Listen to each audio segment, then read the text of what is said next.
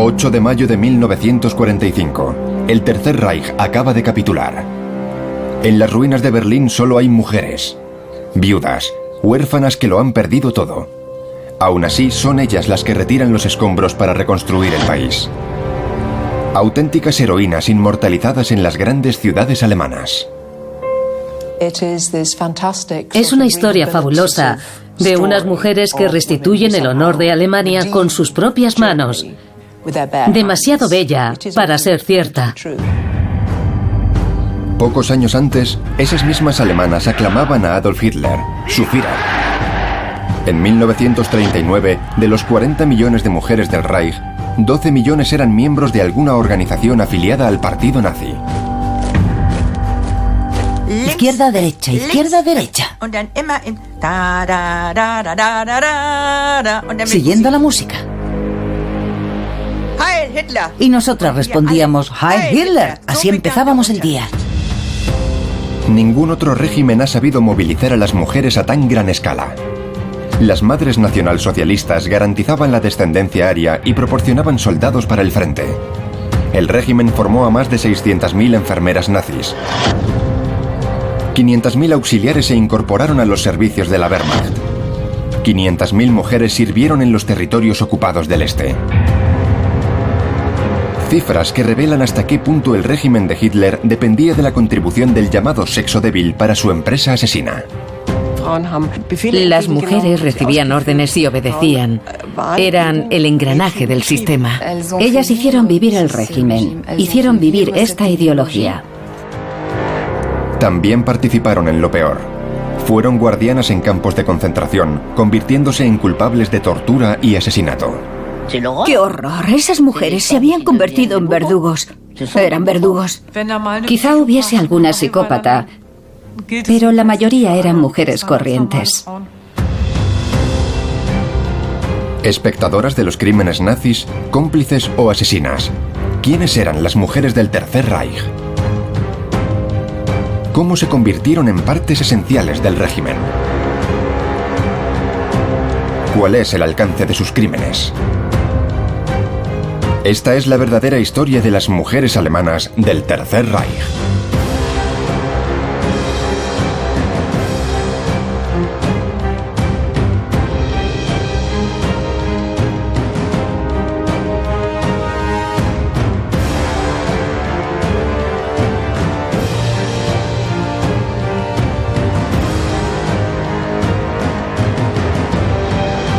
Las mujeres del Tercer Reich.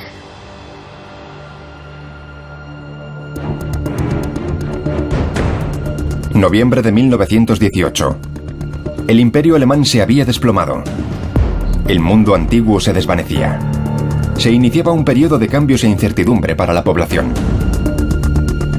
Los años de la República de Weimar estuvieron marcados por los racionamientos, la inflación galopante y los cambios incesantes de gobiernos. En las calles se libraban enfrentamientos encarnizados entre nacionalistas y comunistas que parecían una guerra civil. Todos estos acontecimientos, incluido el Tratado de Versalles, provocaron la sensación de estar viviendo una época muy inestable y peligrosa. La derrota se vivía como un sufrimiento. La población pensaba que la situación solo podía empeorar y que hacía falta un cambio con urgencia. Aterrorizadas ante el caos, las mujeres alemanas habían perdido la confianza en la democracia y en sus políticos. Frustradas por la pobreza, con los maridos en paro, muchas de ellas reclamaban un cambio. Después de obtener el derecho al voto en 1919, las mujeres empezaron a interesarse por la política y a acudir a los mítines. En especial a los de un partido nacionalista que atraía a multitudes a las cervecerías de Múnich.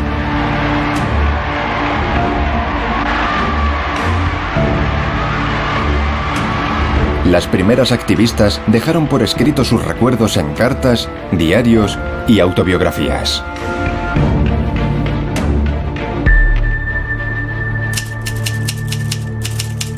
He escuchado por primera vez a un orador llamado Adolf Hitler. He vuelto a casa embelesada por sus ideas, su lenguaje poderoso, el brillo fanático de sus ojos. Por fin he visto una solución a la pobreza del pueblo alemán.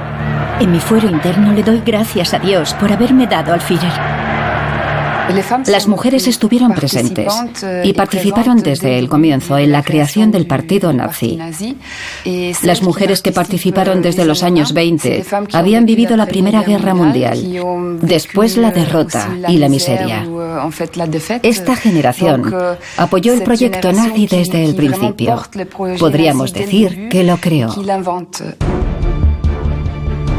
En 1926 vio la luz la primera unión de mujeres nacionalsocialistas. Amas de casa, estudiantes o trabajadoras, mujeres de todas las clases sociales se implicaron activamente en las filas del joven partido. En la campaña electoral de 1932 redoblaron esfuerzos para llevar a Adolf Hitler al poder. Imprimieron octavillas, confeccionaron banderas con la cruz gamada, repartieron bebidas y alimentos entre los asistentes a los mítines. Incluso pusieron en riesgo sus vidas en alguna ocasión.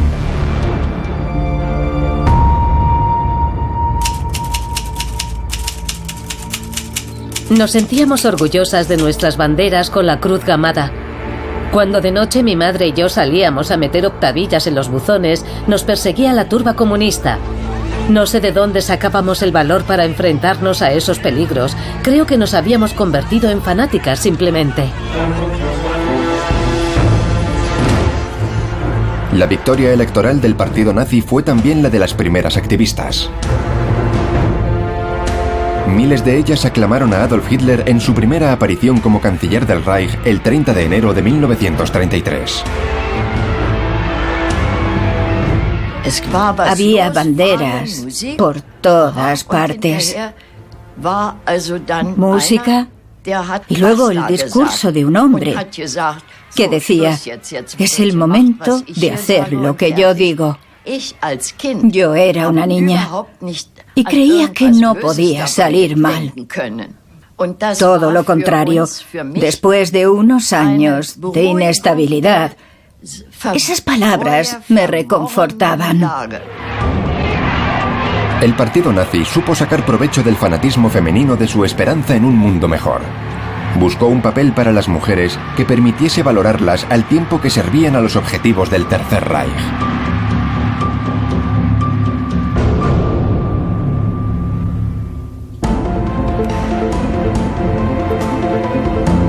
Pese a sus ademanes caballerosos, Adolf Hitler tenía una opinión muy clara sobre la mujer y su papel en la sociedad.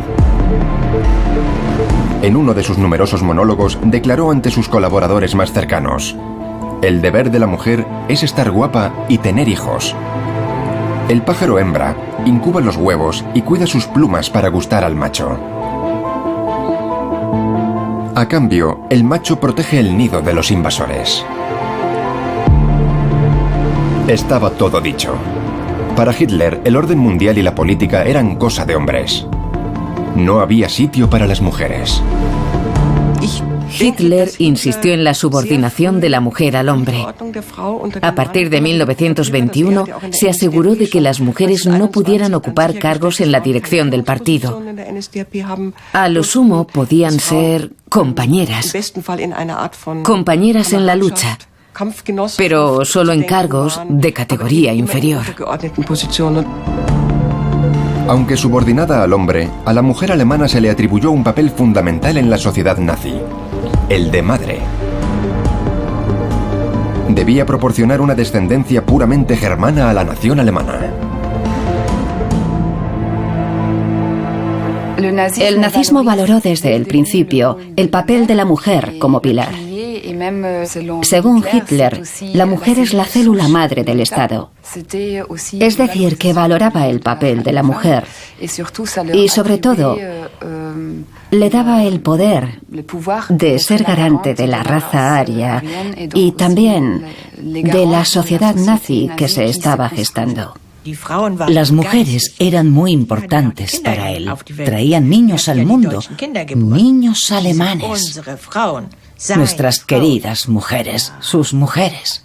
Oh, Dios. Si lo piensas, es una locura. Muchas alemanas eran sensibles al discurso antifeminista. La mayoría de ellas ignoraba la lucha de las sufragistas y criticaba la relajación de la moral de las grandes ciudades. Berlín y sus años locos, el brillo de su disoluta vida nocturna, no era un modelo para todos, ni mucho menos. En aquel entonces, muchas mujeres vivían en ciudades pequeñas o en el campo. Para ellas, Weimar no significaba medias de seda ni emancipación. Seguían haciendo lo que habían hecho desde siempre, trabajar en la granja o en la carnicería del marido. Es decir, tenían unas vidas y unos roles bastante tradicionales. Para ellas resultaba muy atractivo que se valorase y se diese importancia tanto a la madre como lo que representaba la familia. No somos solo hembras, objetos del deseo animal. Hemos recuperado el derecho a realizarnos en nuestro rol de mujeres como madres. Por fin podremos criar un linaje de hombres auténticos y les inculcaremos rectitud, orgullo y pureza.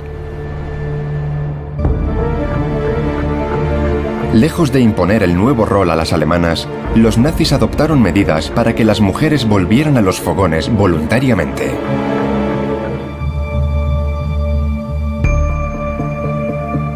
A partir de 1933, el régimen ofreció un préstamo marital en forma de cheques regalo a las parejas jóvenes que quisieran crear una familia.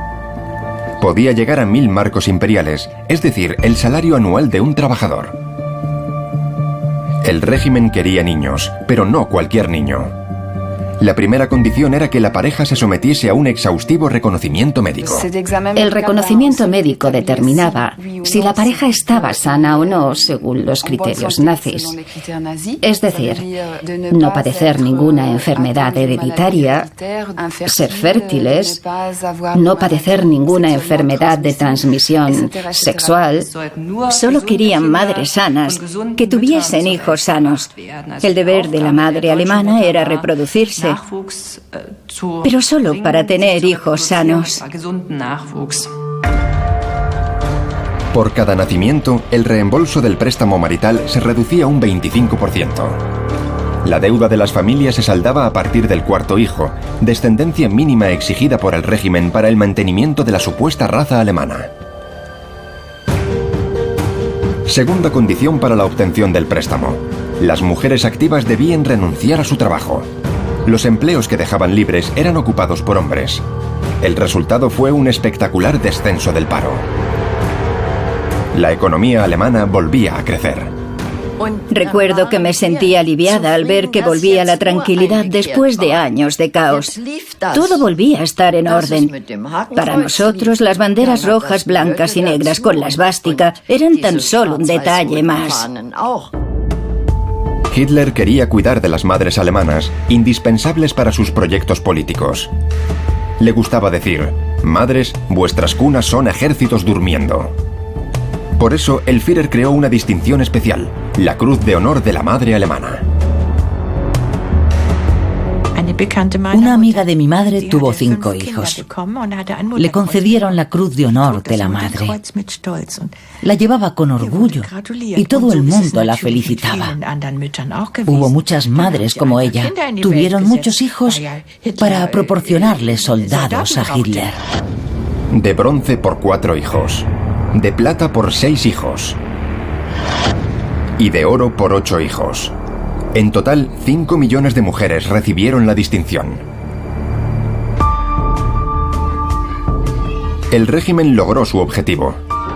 Entre 1933 y 1939, los nacimientos aumentaron hasta un 25%. Todos estos préstamos, estas distinciones, estaban reservadas a las mujeres que cumplían todos los requisitos y además estaban en el bando correcto. Los judíos, los socialdemócratas, los comunistas y otros grupos de indeseables para los nazis estaban excluidos. Se sentían orgullosos de estar en el grupo correcto y no en el otro. Estar en el grupo correcto. Esa era la clave. Las elegidas del régimen adoptaron totalmente el papel de garantes de la raza alemana y de proveedoras de soldados. Pero las mujeres también tomaron parte activa en la política de nacimientos. ayudaron a hacer una selección despiadada de ciudadanos alemanes.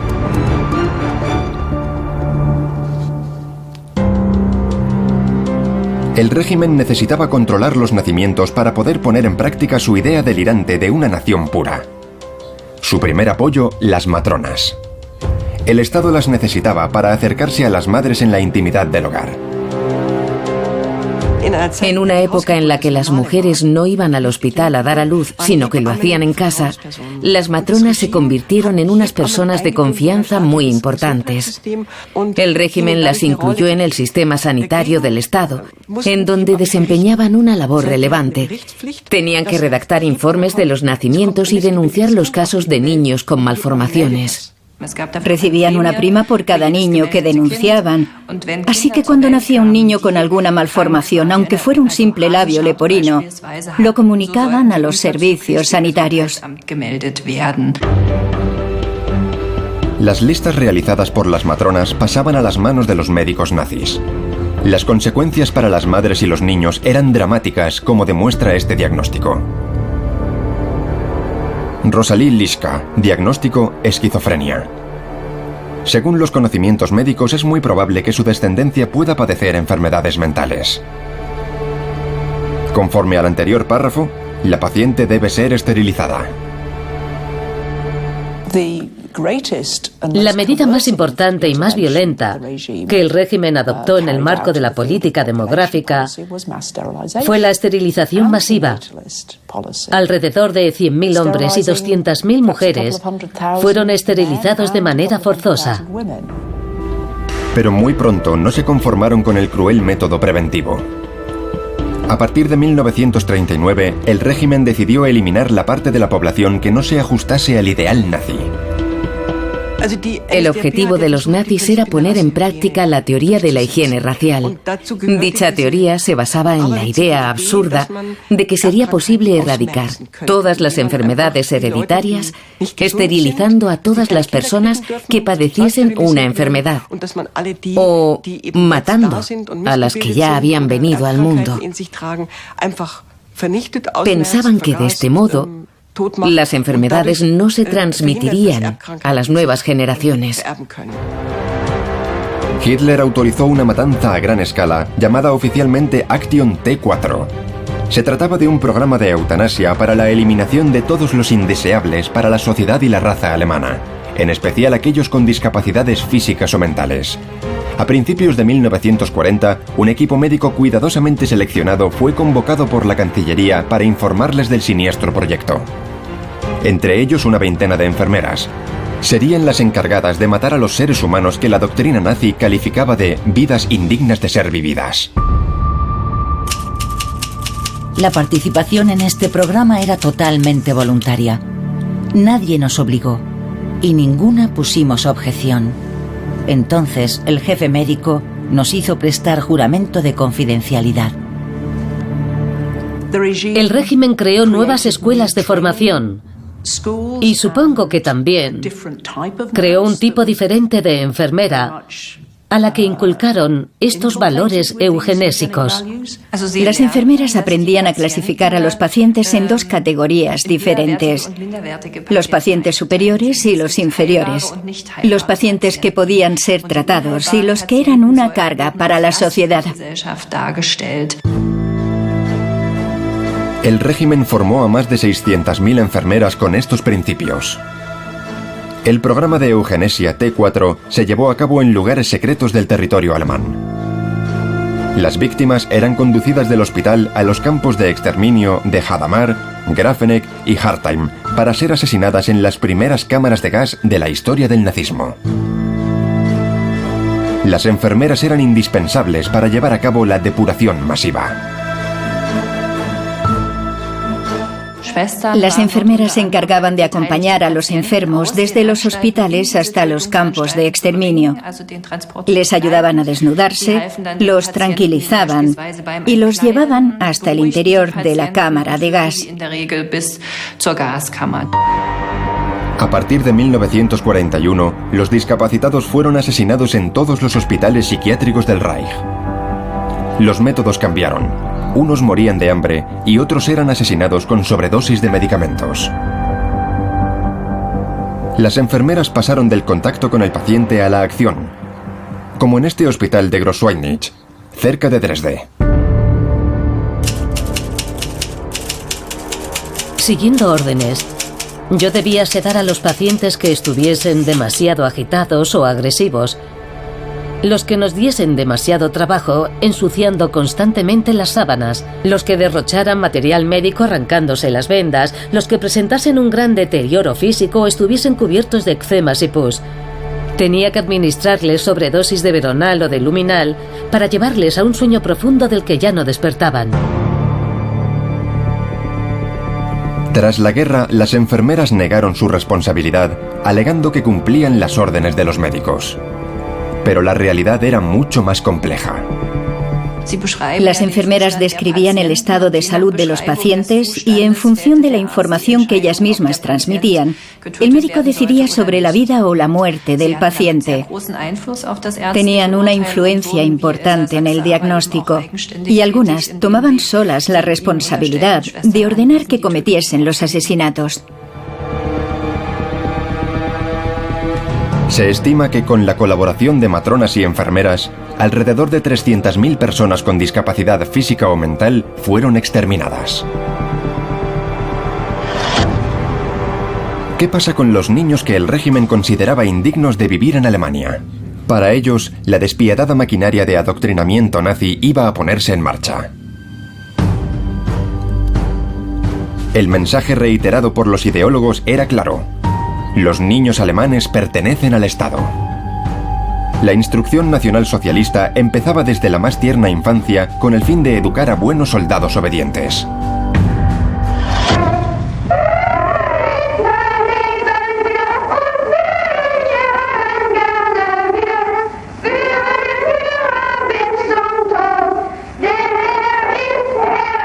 Teníamos el brazo en alto todo el día. En el colegio por la mañana el profesor nos saludaba. ¡Heil Hitler! Y nosotras respondíamos ¡Heil Hitler! Así empezábamos el día. Las niñas entraban en las organizaciones hitlerianas para la juventud a partir de los 10 años de edad. La más importante era la BDM, la Liga de Jóvenes Alemanas. El equivalente femenino de las juventudes hitlerianas. Al igual que cerca de 4,5 millones de niñas, Else y Lisa pertenecieron a una de estas organizaciones. 70 años después, nos hablan del adoctrinamiento. Fue en 1940. Yo estaba entusiasmada.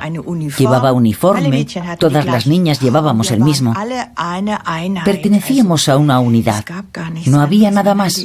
Se suponía que era nuestro único centro de interés. Tuve que quitarme los pendientes porque una chica alemana no debía llevar pendientes ni maquillarse. Había que tener ojos azules, ser rubia, caminar recta y ser blanca como la nieve. Cantábamos mucho. Contábamos historias, nos divertíamos juntas. Un fin de semana fuimos al campo e hicimos un fuego de campamento. Era muy romántico. Yo me sentía muy bien. Me gustaba mucho ir a las reuniones. Yo era hija única y estaba contenta de poder formar parte de algo. Me sentía importante y estaba orgullosa. Orgullo y sentimiento de pertenencia a una comunidad. Para muchas niñas de la BDM era como una segunda familia. En algunos casos, la organización alejaba a sus jóvenes miembros de sus padres, llegando a provocar conflictos en los hogares. Un día mi madre me dijo: Hitler y sus colaboradores son como los demás políticos. Trabajan en beneficio propio. Recuerdo que me enfadé con ella y le dije: no, mamá, son idealistas. Solo quieren nuestro bien. La propaganda nunca estaba lejos. Canciones, deportes y obras caritativas eran en realidad una oportunidad para reiterar los principios de la ideología nazi y unificar las mentes. Nuestra jefa de grupo nos hablaba de Adolf Hitler. Nos decía que iba a salvar al Reich alemán de los judíos. Nos decía que los judíos eran personas deshonestas, prestamistas de dinero, y no se podía confiar en ellos. No necesitábamos a ese tipo de personas, por eso todos iban a ir a campos de concentración. Había una frase que repetían a cada momento, constantemente: los judíos son nuestra desgracia. Así, después de haber mamado la ideología eugenésica, racista y antisemita, legiones de jóvenes estaban preparadas para servir a los objetivos del Reich.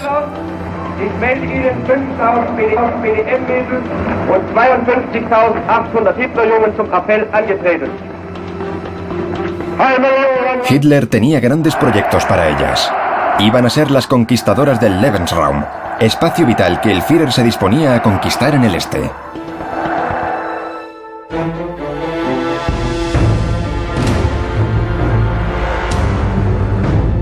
...1939... La victoria sobre Polonia extendió las fronteras del Reich. Hitler tenía que germanizar y poblar los nuevos territorios. El régimen decidió instalar allí a los Volksdeutsch, minorías alemanes de Rumanía, países bálticos y Ucrania. La mayoría ni siquiera hablaba alemán, pero para la ideología nazi, con su ascendencia era suficiente. Debían transformarse en buenos nazis bajo la dirección de los consejeros enviados por Alemania. Las mujeres no faltaron a la cita en el gigantesco proyecto de colonización presentado como histórico para el futuro de Alemania.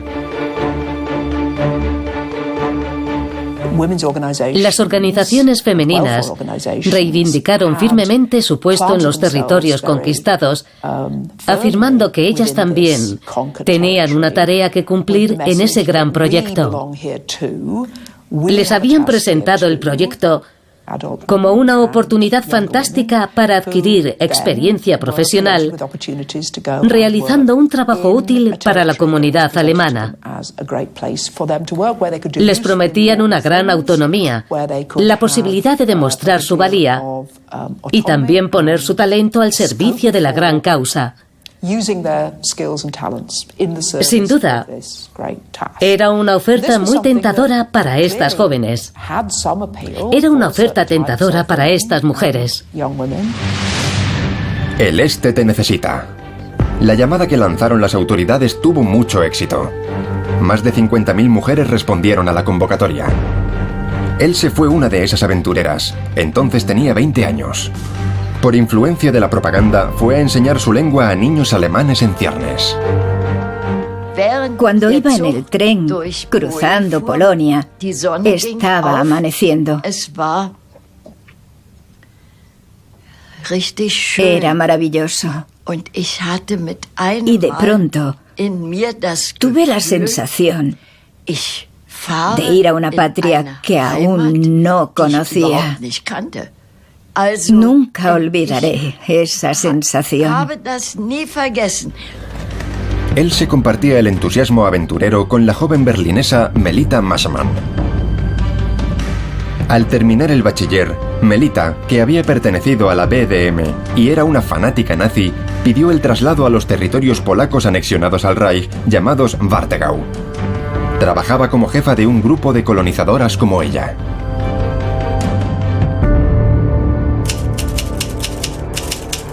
Me sentía feliz de trabajar en el Warthegau.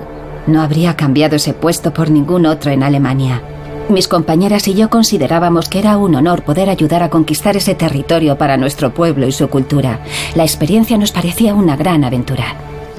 El hecho de dejar el hogar, de ganar independencia, era una forma de emancipación para estas jóvenes, aunque se produjese en el marco de una ideología que no tenía nada de emancipadora.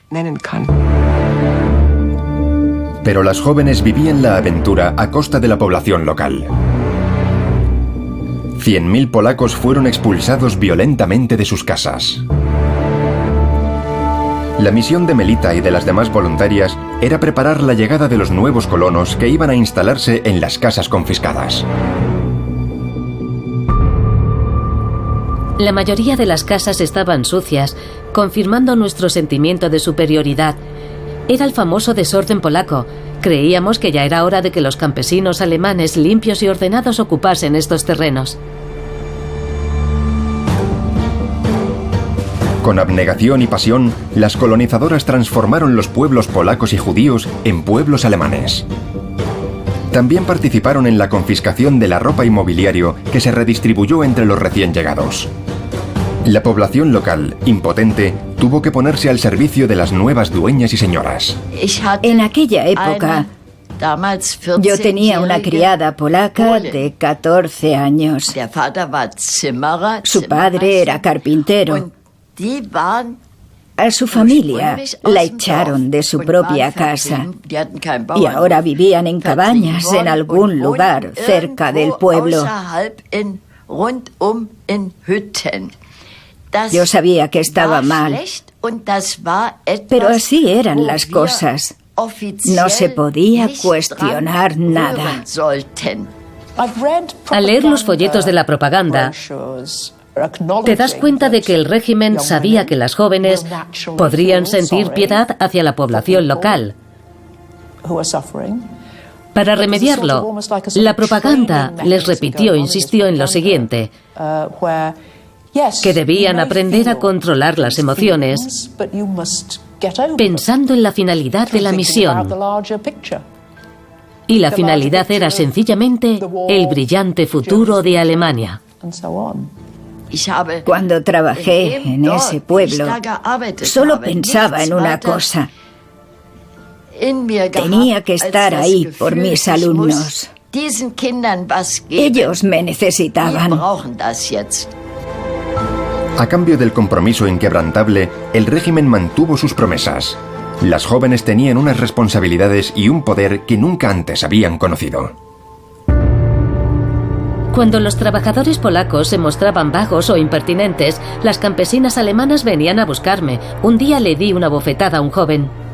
Las mujeres tenían un gran margen de maniobra, porque hay que tener en cuenta que eran unas sociedades muy segregadas que podríamos calificar de apartheid, en las que cualquiera que perteneciese a la comunidad racial alemana tenía un poder enorme sobre las personas de las sociedades locales, incluyendo a los hombres.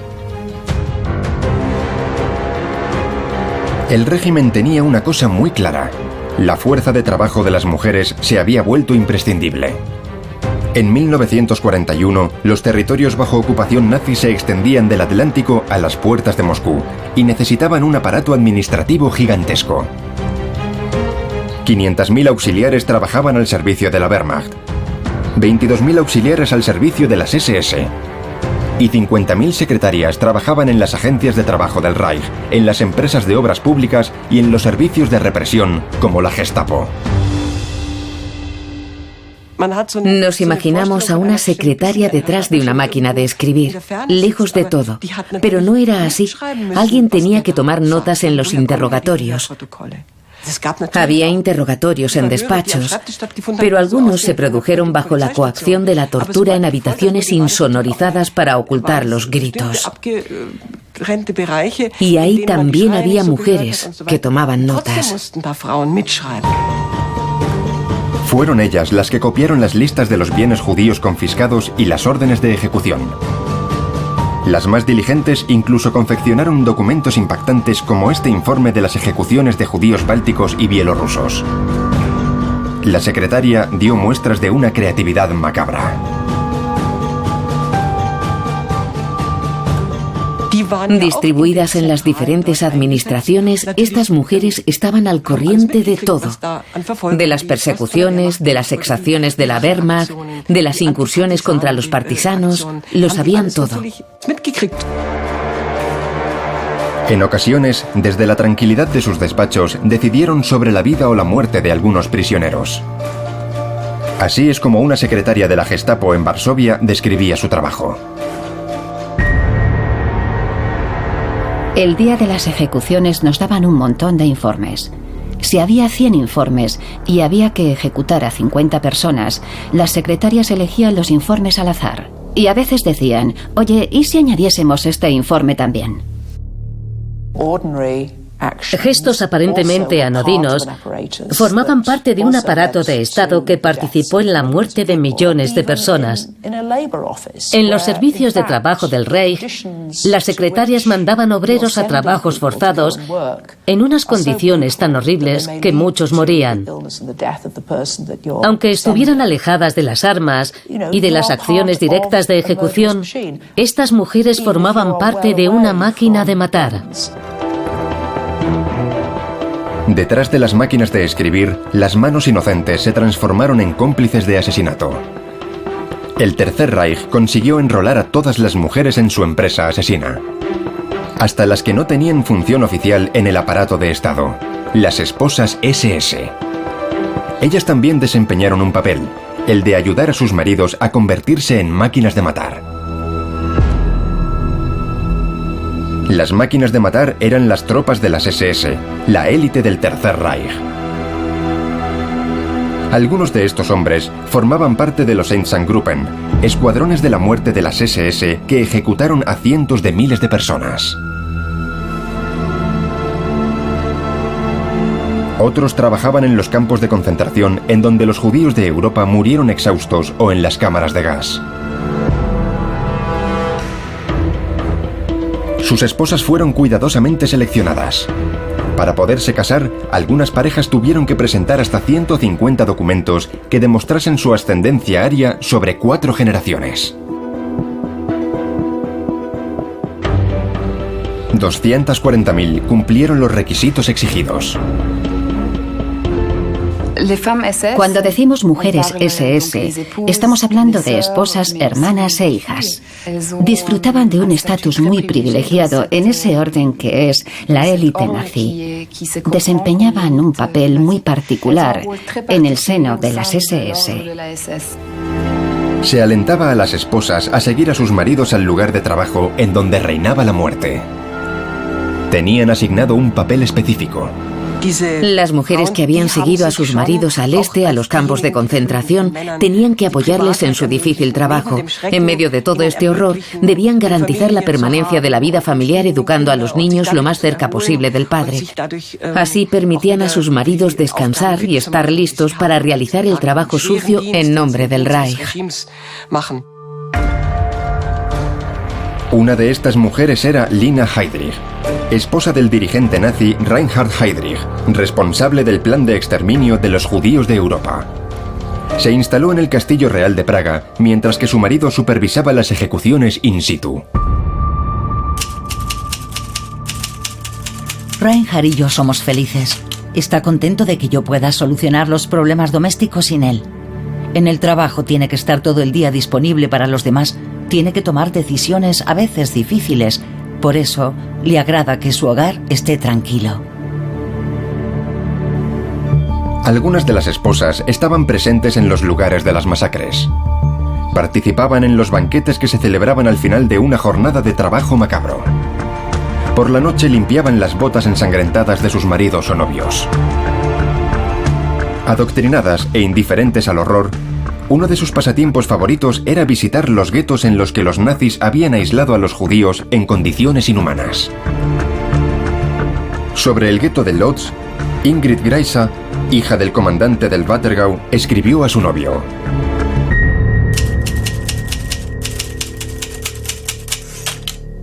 Es genial. Una parte de la ciudad está cerrada, rodeada de alambradas. Dentro está la chusma. Esa gente no hace más que vagar por las calles. Todos deben llevar 2 estrellas amarillas en la ropa, una delante y otra detrás. Se le ha ocurrido a papá. Lo llama con orgullo el cielo estrellado de Lodz. No podemos sentir lástima por esas personas. No sienten las cosas de la misma forma que nosotros. No tienen sentido de la humillación que soportan.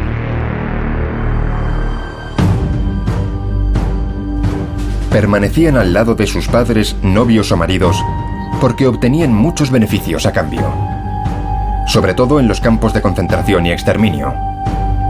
El comandante Rudolf Hess se mudó a Auschwitz con su mujer y sus 5 hijos. Vivían en una casa con jardín a 300 metros de los hornos crematorios, cerca de las celdas en las que los prisioneros eran torturados. Los gritos se escuchaban desde el salón de los Hess. Hay que tener en cuenta que la señora Hess desempeñaba un papel social en la comunidad SS.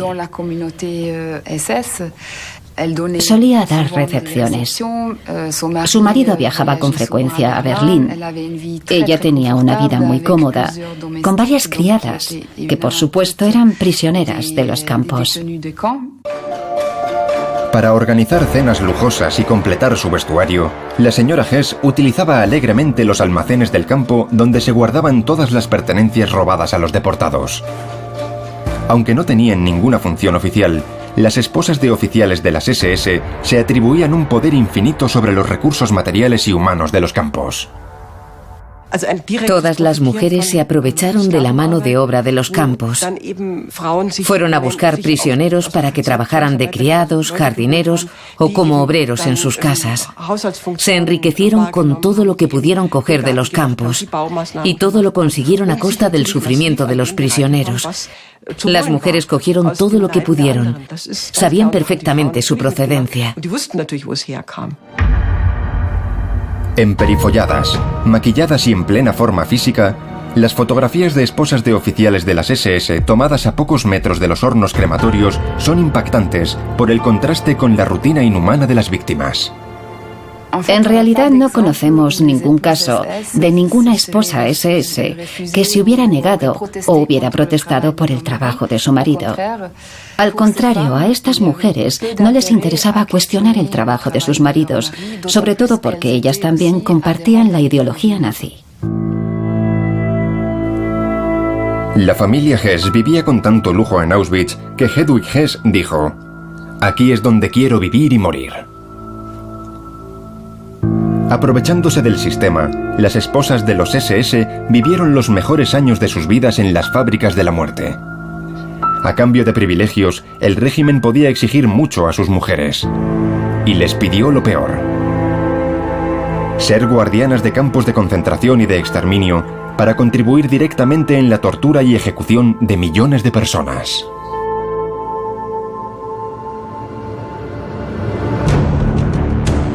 Guardiana de campo de concentración. El oficio conoció una fuerte demanda a partir de 1943, cuando el régimen decidió transformar los campos de concentración en viveros de esclavos para la industria alemana. Las grandes empresas que quisieran explotar la fuerza laboral de las mujeres deportadas tenían que proporcionar guardianas. La mayoría de ellas eran de clase baja.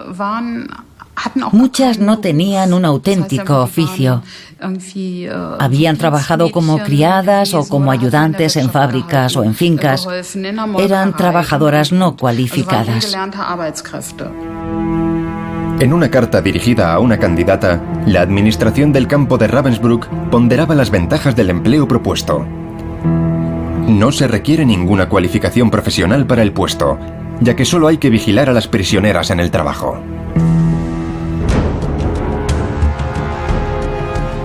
Un trabajo fácil, lejos de las cadenas de montaje, que ofrecía ventajas muy atractivas. Como por ejemplo, viviendas para el personal en las inmediaciones del campo de concentración. Las mujeres pasaban a ser funcionarias del Estado. Ganaban un buen sueldo, disfrutaban de seguro médico y cotizaban para tener una pensión de jubilación. Ese trabajo suponía un ascenso social. Llevaban uniforme y pertenecían al cuerpo auxiliar de las SS.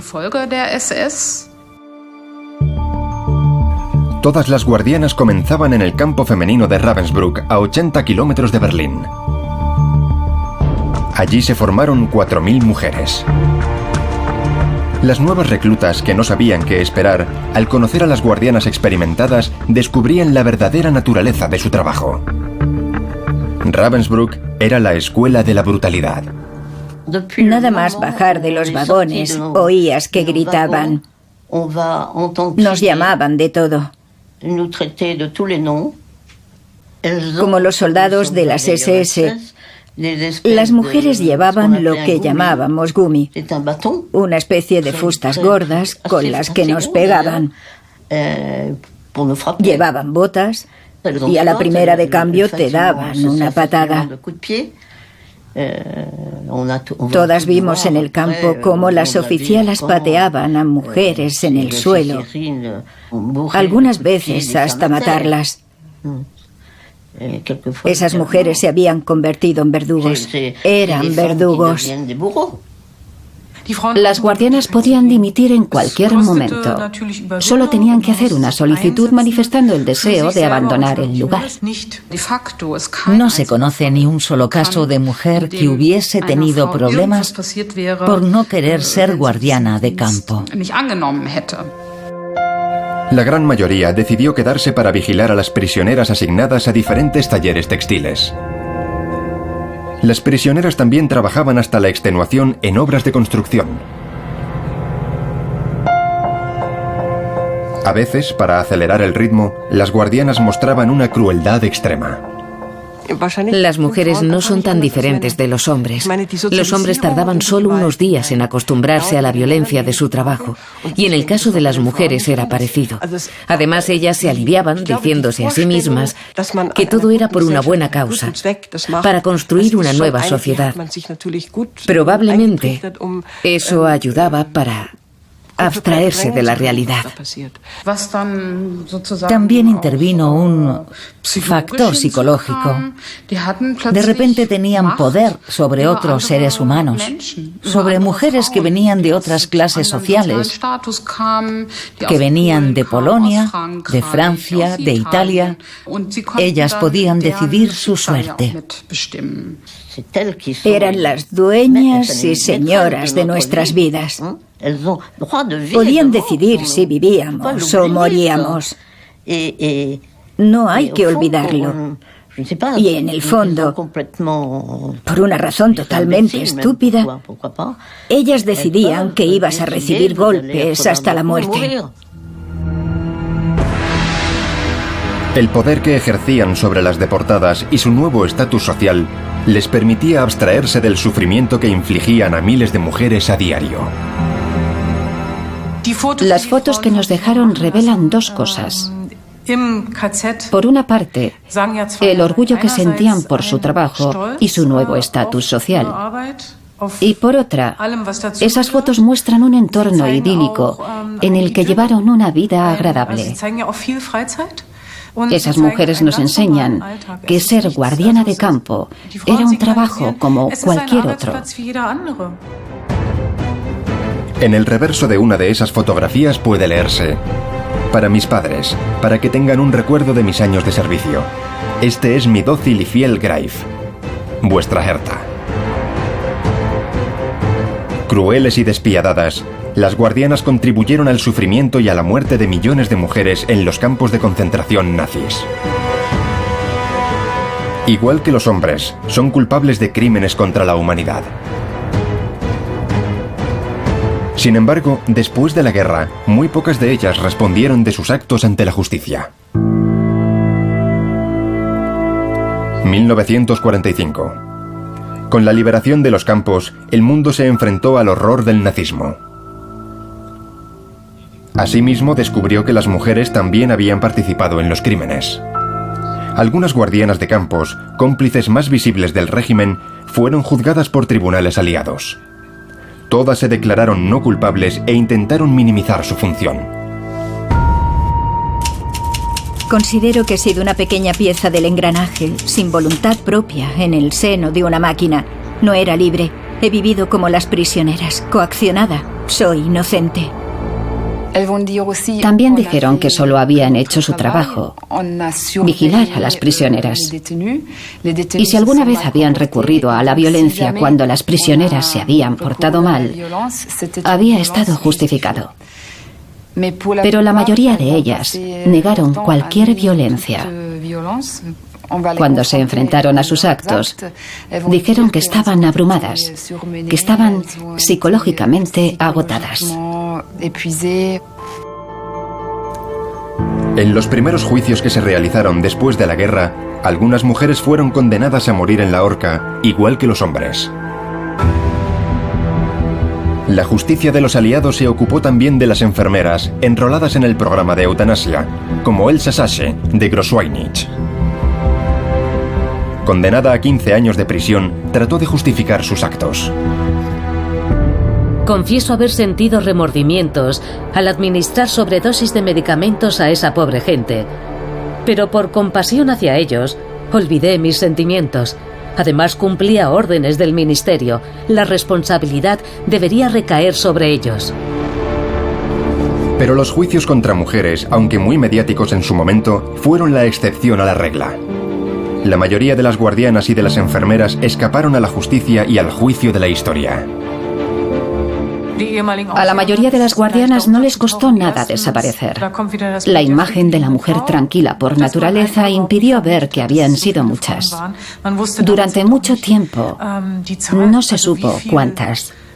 Después de la guerra, no les resultó difícil cambiar de apellido casándose y así desaparecer en la nueva sociedad alemana. La justicia ignoró por completo a algunas cómplices del régimen, como las secretarias y las esposas de los miembros de las SS.